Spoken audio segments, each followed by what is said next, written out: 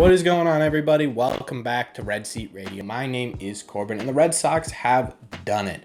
They've officially won a series for the first time since April 11th, and for the second time only this year. After taking 2 out of 3 games from the Rangers and winning the first 2 games out of the series, the Red Sox, for the first time this year, look like a genuinely complete team. Obviously, this was going to happen at some point. The Red Sox were not going to lose every single series for the rest of the year, but for the last couple of weeks, it has felt genuinely impossible for the Red Sox to win a series. So this couldn't have come at a better time. What also couldn't have come at a better time, and what also felt like an impossible feat for the Red Sox during the last couple of weeks, was their offense finally putting it together for a string of games. For the first time this year, we saw an offensive explosion in multiple games. It wasn't just one inning of one game like we've been seeing all year. They put together genuinely good games for 2 games out of the series. So what we're going to do today is we are going to talk about the entirety of this Texas Rangers series. We're going to go over the good, we're going to go over the bad, and we're going to go over the ugly. And we're also going to talk about whether or not this success, this series winning success, especially on the offensive side of things, can be a consistent factor going forward, if this is the turning page for the Boston Red Sox.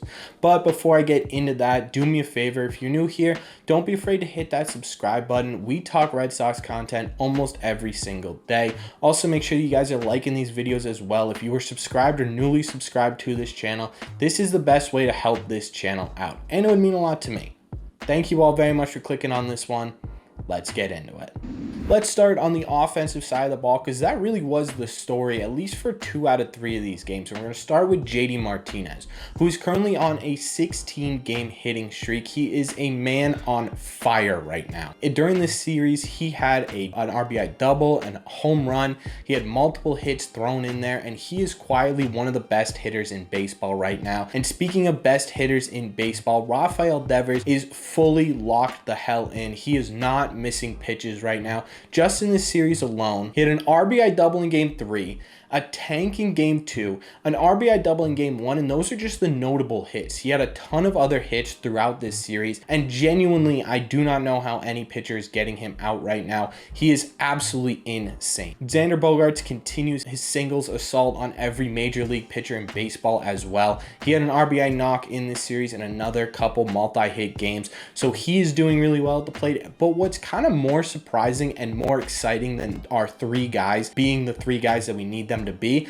is that the other players on this team are slowly coming into their roles as well. Franchy Cordero looks like an entirely different player since he came up for the Red Sox, and in this series he had a couple doubles, a single, he had multiple walks. He's looking really good at the plate. Alex Verdugo continues to have a very similar stat line to Franchy. He had a couple doubles, he had a couple runs in this series. And Kike Hernandez, who we made a video about talking about how he might need to end up being platooned, he was doing so poorly this season, had a great series of getting on base. He had a bunch of walks, he got hit by a pitch, he had a couple singles, he had a double that drove in some runs, and he is finally, and hopefully it is a sustainable turning of the corner. Bob and JBJ are mixed in there as well. Bob ended up pinch hitting in the last half of the second game, and he was ripping balls. He started in the third game, and he was doing really well. Maybe Mustache Bob is the answer to all of our first base problems. I would love it if Mustache Bob was a thing going forward. That's just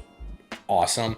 JBJ finally figured out how to hit somewhere that's not Fenway Park, which is fantastic. He had a couple of knocks, including a double. So all in all, this Red Sox team seems to be finally coming together offensively, which is exactly what this Red Sox team needed. This is who they were supposed to be the entirety of this year, and it's about time that they've come together. Now, the question is whether or not they will be able to sustain this long term, and I think we all know the answer to that, and it's yes. This team can sustain this long term, but the heat check will come this week at home, and we'll talk about kind of what that means in a second. But I do also want to touch on the starting pitching and the pitching in general during this series.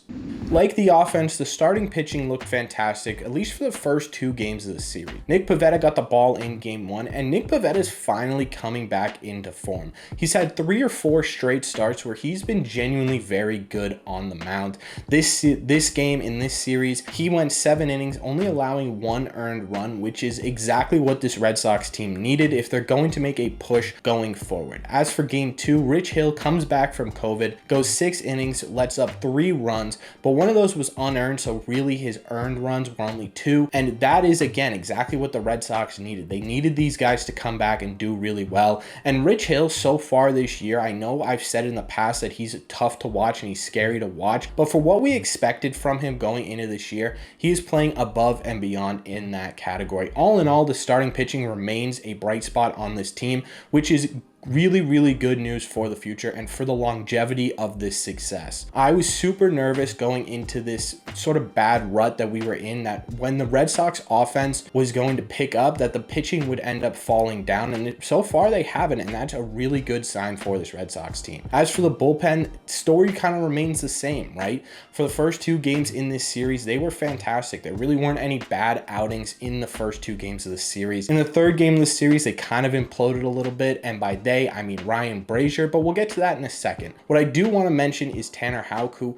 for the first time in a couple of appearances actually had a really solid outing, which again, great sign for the Boston Red Sox. We are going to need Tanner Houck in this bullpen going forward, and for him to come in and pitch 3 innings, only allow 1 run off of a solo home run is a really great sign. Back to Ryan Brazier though, he was pretty much the only pitcher in this series who had a genuinely hard outing, and he let up 4 runs in 1 inning, including 2 home runs, and one of them was an absolute tank job. It wasn't like he was letting up dinky doos that ended up falling in and that was his problem. He was just getting unlucky. No, this guy is just simply not able to get major league players out right now, and it's time to officially start looking at his status on this Red Sox team. You've got some options for Ryan Brazier, send him down, bring him up, stuff like that, and I'm genuinely starting to get there with him if I'm not fully there yet. He's almost in the category with Matt Barnes where the second he comes in, you kind of just expect a couple of runs to be scored, and that's not something we need for this bullpen going forward, especially when you're talking about longevity and success long-term for this Red Sox team. But all in all, this bullpen, besides that one terrible outing by Ryan Brazier,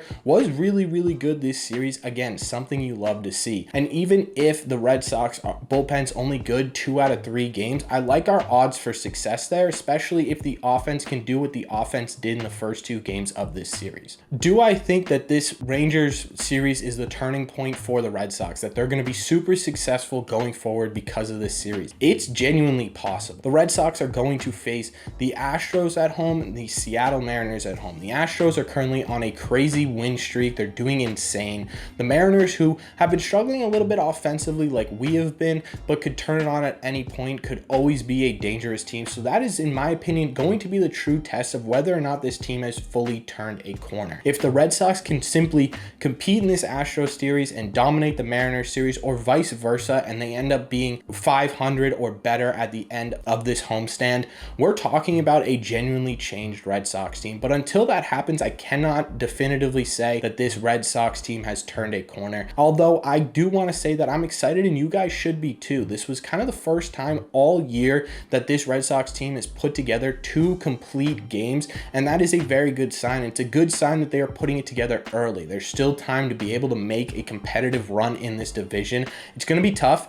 I'm not going to lie to you. It's going to be tough. It's going to be improbable, but it's not impossible, and that's what I'm excited about, and that's what you guys should be excited about too. But let me know in the comment section down below. Do you think this success was a fluke, that they were just playing a bad team and they're going to go back to what they were 3 or 4 series ago? Do you think that this is a genuine turning point in this Red Sox season? What do you think of this series in general? Let me know all your thoughts down below. As always, if you've made it to the end of these videos, do me a favor, make sure you guys have hit that subscribe button if you haven't already. Like I said at the beginning, we talk Red Sox content almost every single day. Also, make sure you guys hit that like button as well. Like I said, it is the best way to help this channel out, and it would mean a lot to me. Thank you all very much for clicking on this one, and I will see you in the next one.